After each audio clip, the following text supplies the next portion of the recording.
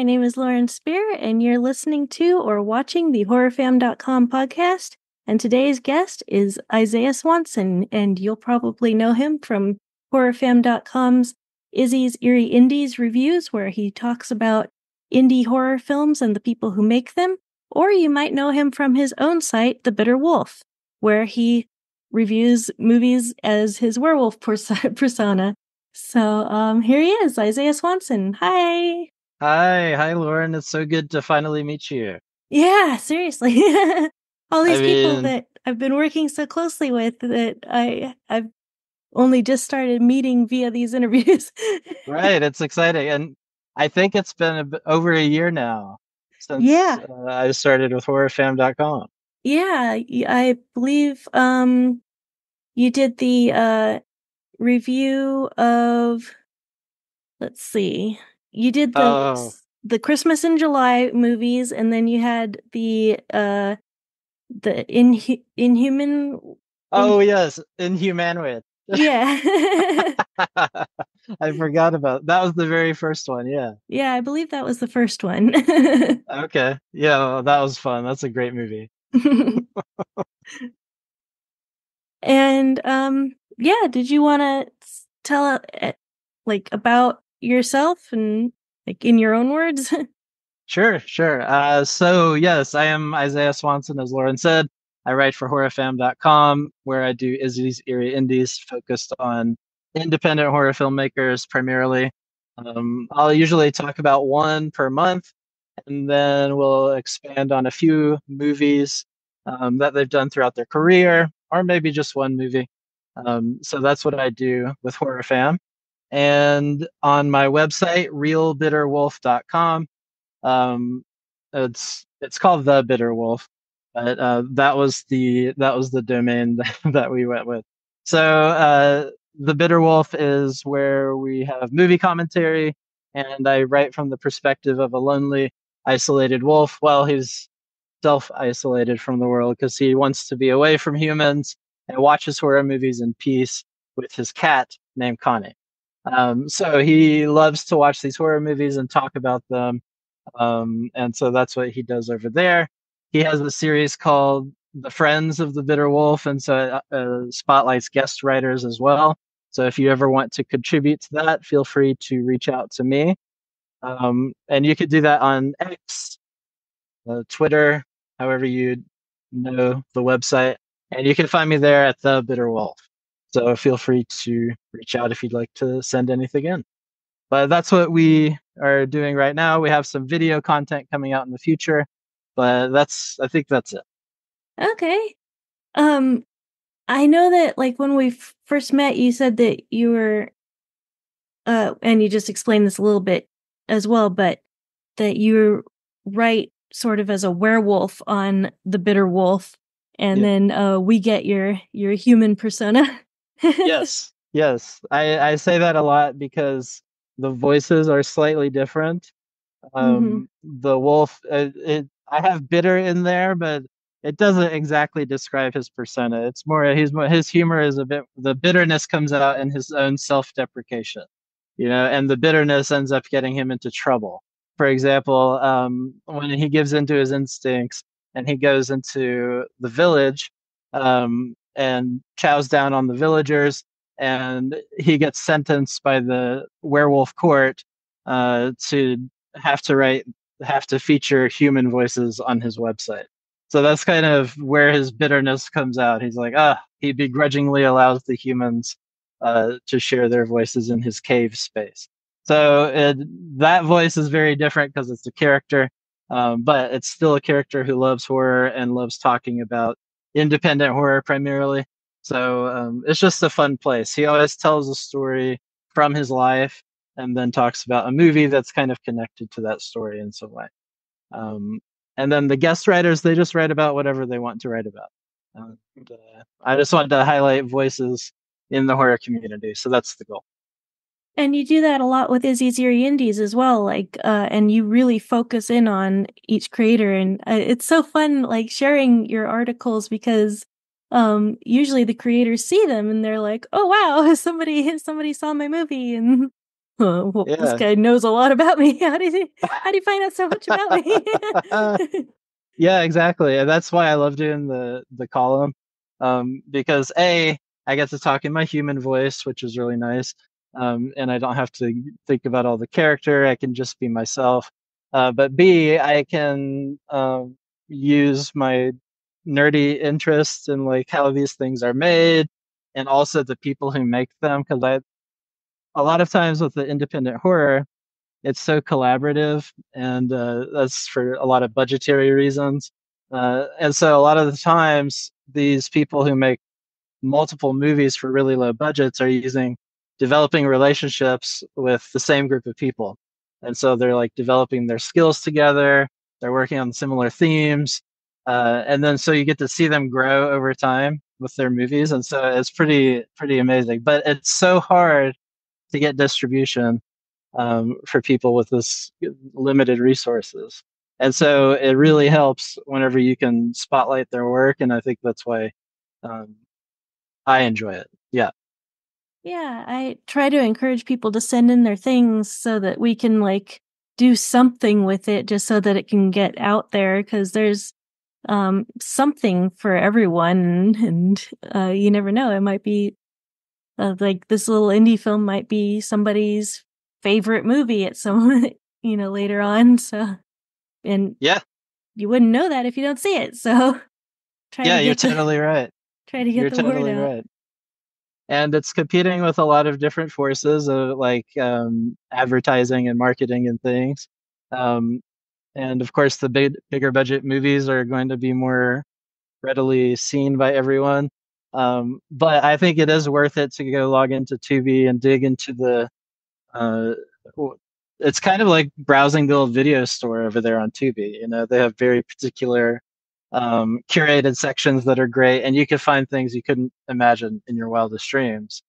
But it's like this is the creativity and the spectrum of horror, so I think it's definitely worth digging into. Oh yeah. Tubi's my dad's favorite of the streaming channels, but he calls it Tubby because it's fat with content. That's pretty creative. I love that. Yeah. Um, and you were talking about going to the video store, and we've discussed this a few times before where I like to think of horrorfam.com's writers as like owning a local video store and each person has their shelf of recommends and it's like, Yeah. my dad's got the really old movies and you've got indie movies and then Christy's got brand new movies and then AJ's shelf is like books. It's Right. like, oh yeah, Right. he brings those in himself. Exactly. Yeah. Yeah. And Yeah. It's great. It's really nice. I just love that because like the more people come back and they start to get to know all of us as writers, they start to learn like, oh, okay, this is the person who has this taste that's most similar to my own, and yeah, I love that. I Exactly. missed doing that and having physical stores and stuff like that and getting recommendations, and so Right. it's nice to Exactly. cultivate that environment with our site here. Yes, and you can write much longer recommendations through this medium. So it's like you get to know the person's personality, and shows how much they love something that somebody created for them to enjoy. And pretty much, if someone creates something, there's gonna be someone out there to enjoy it. And so that's my perspective whenever I talk about the movies that I talk about on there.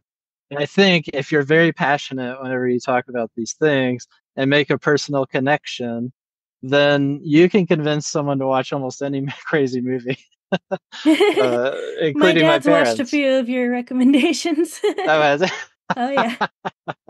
well, I apologize ahead of time if any went south, but that's great. What got you into like indie film and why did you pick that as sort of your niche in terms of the horror genre? Well, I've always been into horror, but I think it's like you start out with the big stuff and then you slowly start to realize once you gain access to things that it's like so vast a spectrum. And there's so many things, there's so many subgenres, there's so many budgets that people work with. And it's just so huge that you start to dig a little deeper.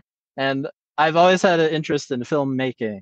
So I've always wondered, because I grew up as a poor kid. So whenever we were kids, you don't have many resources. You just have to get very creative, and so you're telling your own stories in the summertime because you're not going to summer camp or something. You know what I mean? And so Mhm. I think when you start thinking of like, well, we got to just figure out how to do it. And so that translated over into making a connection with the spirit of these independent filmmakers who are trying to just using as much creativity as they can to tell these stories. And within the horror genre, it's doubly creative because I consider it to be the most limitless in terms of like, yeah, that's where it's allowed in the genre. You can't have I was just watched Body Melt a few days ago again, so you can't have crazy tentacles coming out of people's faces in a rom com, So that's like, I just think it's, yeah, there you go. Have you ever made a film yourself? Like, you said that you were interested in filmmaking. Have you ever made one yourself? I don't think I've ever asked you that. Yeah, so never a horror film, although I have written several screenplays and especially in the last year, started work like a lot more productive doing treatments and things. So I'm very interested in that. I have been working with one guy in California on his horror movie, doing some producing type stuff. So when that starts taking off more, I'll have more to say about it. But so I'm slowly getting involved um, in the last 2 years. However, a decade ago, roughly, I did make a documentary film when I was living in Memphis, and so I co-directed that. And the film, it was about a 2-month shooting process and probably 1 or 2 months of post-production stuff. But we did it. We filmed it. We edited it and did everything. So that was a great experience, and I really loved it. Uh, and I don't know why I didn't just stay on that path. Probably just out of practical reasons related to paying bills in life. But I Yeah. think like because of Horror Fam, actually, that was like the first time. I've always been writing too, but it was like, why don't I combine these passions into something? I could talk about movies and I can talk about horror movies in particular. And so I just submitted to you. It kind of reawakened the passion, So I'm a late bloomer. But you've come so far, even just since you started writing on horrorfam.com. You announced on your Twitter just the other day that you're 1 whole year sober, and I think that that's amazing. Yeah, Frank and I have been rooting for you this whole time, because you stopped your drinking like right after you met yeah, us. We're like, yes, to do it. yeah. No, thank you so much. And I do sincerely credit it a lot to the support of the horror community because a post about it or something. And the posting about it was really like a good motivational thing because a lot of people in the horror community are also going through a similar type thing. And whether it's drinking, whether it's smoking cigarettes or anything else, um, you know, people can relate to that. So then everyone in the horror community is like very encouraging and supportive. So um, I don't think I could have done it without him. Yeah, it's amazing how loving the horror community is. Um, wh- Frank's gonna be 1 year clean of nicotine tomorrow. Oh yes, congratulations, Frank. Yeah, That's amazing. and and I'm 10 years clean from self harm as of earlier this month, and Exactly. it's just like I think it's really important to share and celebrate those milestones because it encourages people and I don't know if this has happened to you yet, but in the years that I've been announcing, like, okay, it's been this many years, this many months, people have written to me, usually privately, because mine's a bit more not as Right, of course, yeah. and just that how helpful it is to have somebody else like say that they've done it. So I'm very proud of you and that you were willing to share that with people as well. So that Oh, was, thank you so much. Yes, yeah. I I mean, think it's it's important. I totally agree, and yeah, to be vulnerable in that way is not easy per se. And so yeah, and that's great that you're able to connect with people as well, privately, and as you mentioned, um, I've talked to a few people as well in my private DM, so it's it's awesome. Yeah, and saving lives, starting with your own. Exactly. And yeah, you have been on sort of a nationwide tour for the past several months. You live a bit of a nomadic lifestyle, much like your werewolf counterpart. Did you want to talk about that at all, or like? Sure, yeah. It started like 6 years ago, but I was living in Memphis, Tennessee, which is a city that I love dearly, and a very creative town. It's like a very whenever you go there, you just feel inspired. It's like I just want to make stuff. But anyway, I decided to leave Memphis just so that I could pursue my passions for traveling. And so I'd always wanted to travel since I was a kid. But I finally was like, I want to do this before I turn 30. And so I just left, um, and then started traveling abroad. And I did that for a while until COVID started happening. And then it brought me back to the States. And that's whenever I was like, well, I still want to travel, but how can I do that realistically? And the van idea presented itself. So I bought a van, we built the camper out of it, and then I started moving around.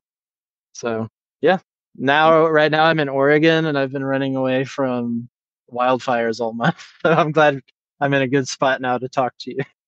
Yeah, we weren't sure if like how to make this work for a little while because like you didn't have the internet capabilities and there's just so much Yeah, going on. You're in outer space right now. I am. I'm up here with the Elon Musk satellites that power my Starlink. It's like the double-edged sword. I have to give money to Elon Musk in order to talk to you right now. So it's like that's what the space represents, I suppose. Has anything like horrifying happened in your travels? Like have you seen, stumbled across any dead bodies or anything? Oh God, it's funny you say that because yesterday I was doing an interview with Brandon Paris, who directed Saint Drogo and Death Drop Gorgeous, and we were talking about the movie Horror in the High Desert. Have you seen that? No, I haven't. I did read your review of Saint Drago. I can't pronounce Yeah, words. yeah, Saint Drogo. Yeah, yeah. Yeah. So, but Horror in the High Desert is found footage film about a guy who goes missing in the high desert in Nevada, I think. Um, and I mean, it seems like a very simple plot, but it's just so well done and it's so effective, and the sound design is really impactful and terrifying. Because watching the footage of this guy who went missing in the desert and what he saw, um, and as someone who's currently in the high desert, it's kind of frightening to think about. But I have Yeah. watched that movie in the desert before, and Dutch Merrick, the director, always says, watch it with your headphones on for the heightened effect. I'll say it did scare me. So my own imagination combined with that movie kind of freaked me out a little bit being out here. But I have not seen a dead body of a human. I have seen a dead body of other things. In places that I've go because I do a lot of boondocking out in the remote areas. Yeah. Yeah. You must have like pretty good like survival skills and stuff to feel confident enough to to do that at all. So, Well, you have to learn some things, I think, but I also have equipped myself well enough to where I don't necessarily need that. So, I mean, I have a fridge here, and that will last me for 14 days. So very nice. I do 14 days max, but usually about halfway through that, I'll go do a supply run. I do like being in remote areas, but I also like going to interact with people every now and then. Gotta keep yourself in seclusion when you transform. Right, exactly. That's right. Whenever you become the werewolf, you have to be out in the high desert. And make sure your fridge is packed. Exactly. Oh God, yeah. I mean, I've learned a lot the hard way out here. Yeah. Well, we've got about 5 minutes left. Did you I want to make sure that people know how to get to your socials and everything. So if you could let everybody know that one Sure. more time. Yeah, thank you.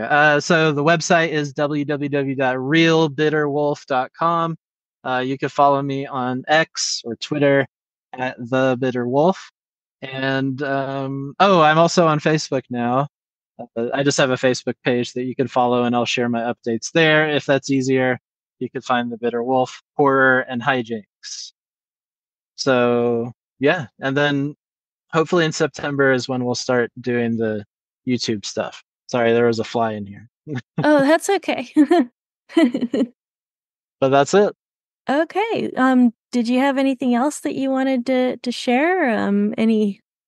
Any hints about upcoming Izzy's Eerie Indies or anything like that? I have some things in the works for Bitter Wolf right now involving exciting interview project, and so those will start rolling out interviews with some people in the horror community, filmmakers, artists, things like that. And I don't know exactly the date, so I can't say that. Oh yeah. I know But that some of yeah, your stuff is secret for now, but yes, there's some other things that are secret. But the Izzy's Eerie Indies comes out once a month. So go to horrorfam.com for that, and also lots of other great content there. I don't know exactly right now who's going to be the one for September, uh, but I've yeah. narrowed it down. Okay. Yeah, I remember you tossing around a few ideas. Yeah, so I'll let you know. Okay. Well, I guess that's about it. Unless yeah. That's it. I I can't think think of that's about anything else. it. All Yes. right. Well, stay safe out there, and Thank you, Lauren. It's so great to meet you. you too. See you. Yeah. In motion. Exactly. Yeah. Exactly. Well, I guess that's about it. So that was Isaiah Swanson, aka The Bitter Wolf, who writes HorrorFam.com's Izzy's Eerie Indies reviews. And I'm Lauren Spira. You've been listening to and or watching the HorrorFam.com podcast, episode number 24. Bye.